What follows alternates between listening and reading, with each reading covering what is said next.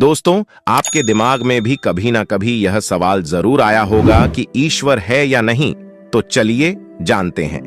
आज की इस कहानी के माध्यम से बुद्ध ने क्यों कहा कि ईश्वर नहीं है।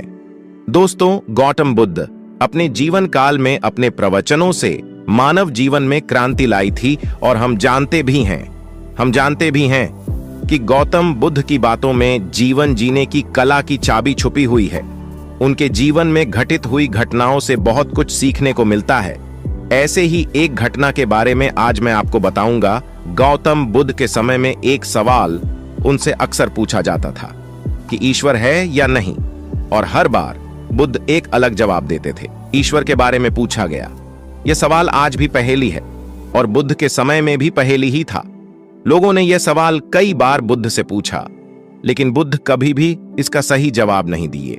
एक बार की बात है, एक ज्ञानी पंडित गौतम बुद्ध का प्रवचन सुनने आया करता था और वह पंडित उनकी बातों से सहमत भी था। वह मानता था कि गौतम बुद्ध एक ज्ञानी पुरुष हैं। एक बार बुद्ध ध्यान की मुद्रा में बैठे हुए थे और वह व्यक्ति उनके पास गया और उनसे पूछा कि बुद्ध, कृपया आप मुझे बताएं कि ईश्वर है या नहीं। मेरी आपसे प्रार्थना है कि आप मेरे सवाल का मुझे सही जवाब दें। बुद्ध के बारे में यह कहा जाता है कि वह कभी भी किसी भी प्रश्न का सीधा जवाब नहीं देते थे। उनके हर जवाब में रहस्य भरा होता था। ज्ञानी पंडित ने कहा कि मुझे ईश्वर के बारे में आपसे जानना है। ईश्वर है या नहीं? बुद्ध उसकी बात सुनकर मुस्कुराए और फिर पंडित से बोले, ठीक है गौतम। बुद्ध ने कहा कि मैं तुम्हारे सवाल का जवाब जरूर दूंगा, लेकिन उससे पहले मेरे कुछ प्रश्नों का जवाब आप मुझे दे दो। पंडित ने कहा, मैं बिल्कुल आपके प्रश्नों का जवाब दूंगा। आप कृपया प्रश्न पूछें। बुद्ध ने कहा कि क्या तुम सूर्य को मानते हो? पंडित ने बुद्ध की तरफ देखा और कहा कि यह किस प्रकार का प्रश्न है? मैं छोटा बच्चा हूं, आप जो मुझसे बच्चों वाला प्रश्न पूछ रहे हैं। सूर्य तो साक्षात प्रकट होता है और पूरी दुनिया को रोशनी देता है। धरती पर रहने वाले हर जीव को सूर्य से ऊर्जा प्राप्त होती है। सूर्य को तो हम रोज ही देखते हैं। बुद्ध ने उनसे कहा कि ईश्वर के होने के बारे में प्रश्न कहां से आया, क्योंकि जिस प्रकार सूर्य हमारे सामने है उसके होने का कोई प्रश्न नहीं होता। तब ईश्वर के लिए यह सवाल क्यों उठा? ईश्वर को मानने की क्या आवश्यकता है? इसका मतलब तो यह हुआ कि आपके मन में कहीं ना कहीं ईश्वर के प्रति संदेह है, क्योंकि ईश्वर सूर्य की तरह आपके सामने नहीं है। आप ईश्वर को भी बुद्धि से ढूंढने के लिए निकले हो और बुद्धि केवल उन्हीं बातों को मानती है जो उसके सामने दिखाई देता है, और ईश्वर कभी भी आपको प्रत्यक्ष रूप में सामने दिखाई नहीं देगा। अगर दिख जाए तो वह ईश्वर नहीं होगा। गौतम बुद्ध ने कहा कि तुम ईश्वर को मानते हो या नहीं। असल में यह प्रश्न ही गलत है, और गलत प्रश्न का सही उत्तर कैसे दिया जा सकता है? इसलिए अगर इस गलत प्रश्न के पूछे जाने पर और अगर किसी के उत्तर दिए जाने पर, तो वह उत्तर भी इस प्रश्न की तरह ही गलत होगा। पंडित बुद्ध की बात सुनकर थोड़ा भ्रमित सा हो गया। उसने कहा कि बुद्ध, आप किस तरह की बातें कर रहे हैं? मुझे कुछ समझ नहीं आ रहा है। बुद्ध ने कहा, अगर मैं तुम्हें सीधे शब्दों में बताऊं तो इसका मतलब यह है कि ईश्वर को माना नहीं बल्कि जाना जा सकता है।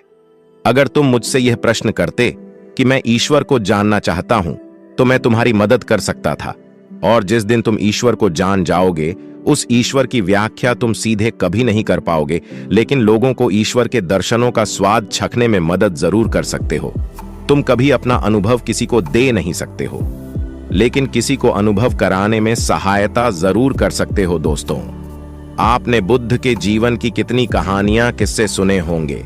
वहां आपने देखा होगा कि बुद्ध ने कभी भी ईश्वर के बारे में स्पष्ट नहीं कहा, और इसकी वजह से कई बार बुद्ध के ऊपर उंगलियां भी उठी।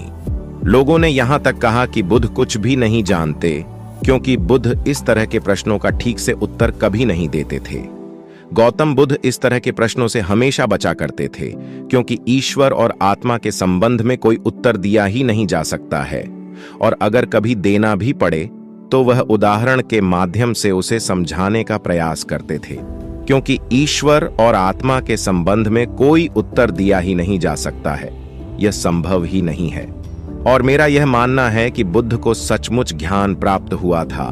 वह उस ईश्वर का अनुभव कर चुके थे, और कोई भी व्यक्ति जो इस अनुभव को प्राप्त कर चुका हो, वह कभी भी ईश्वर के बारे में या ज्ञान के बारे में सीधा सीधा कभी नहीं बताता।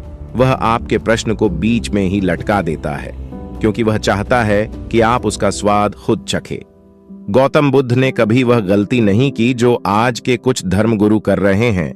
कहने का मतलब है कि जितने भी ज्ञानी पुरुषों ने ईश्वर के बारे में स्पष्टीकरण किया, उनके अनुयायियों ने उनके धर्मगुरुओं द्वारा ईश्वर के बारे में कही हुई बातों को मान लिया और अपने अलग अलग समुदाय बना लिए।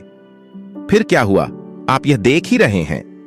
उन गुरुओं द्वारा दी गई प्रामाणिकता के आधार पर आज वह सभी समुदाय एक दूसरे के दुश्मन बने हुए घूम रहे हैं और हथियारों के दम पर यह प्रमाणित करना चाहते हैं कि मेरा गुरु सही है, मेरा ईश्वर सही है।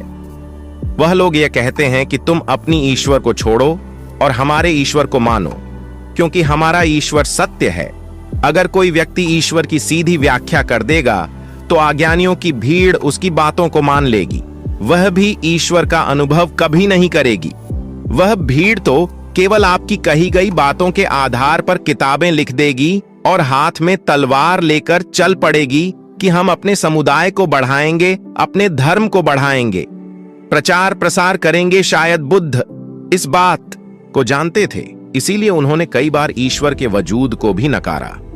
इनकार इसलिए किया कि आपकी प्यास और गहरी हो सके, आप उसको जानने के लिए उतावले हो जाए। अगर बुद्ध ईश्वर के बारे में सीधे सीधे कह दे तो भीड़ आसानी से उनकी बात मान जाएगी।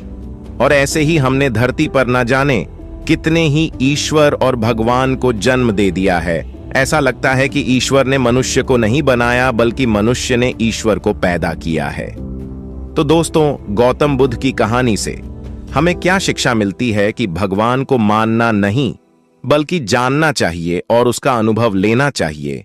ईश्वर को जानने के लिए सिर्फ एक ही रास्ता है और वह है ध्यान। ध्यान में जितनी गहराई से जाओगे, उतना ही तुम्हारा ईश्वर के प्रति अनुभव होता चला जाएगा और तुम्हारे सभी प्रश्नों के उत्तर भी तुम्हें मिल जाएंगे। हेलो दोस्तों, आशा है आपको यह स्टोरी अच्छी लगी होगी। अगर अच्छी लगी हो तो स्टोरी को लाइक और शेयर करें। तो मिलते हैं एक ऐसी ही स्टोरी में नेक्स्ट स्टोरी वीडियो में।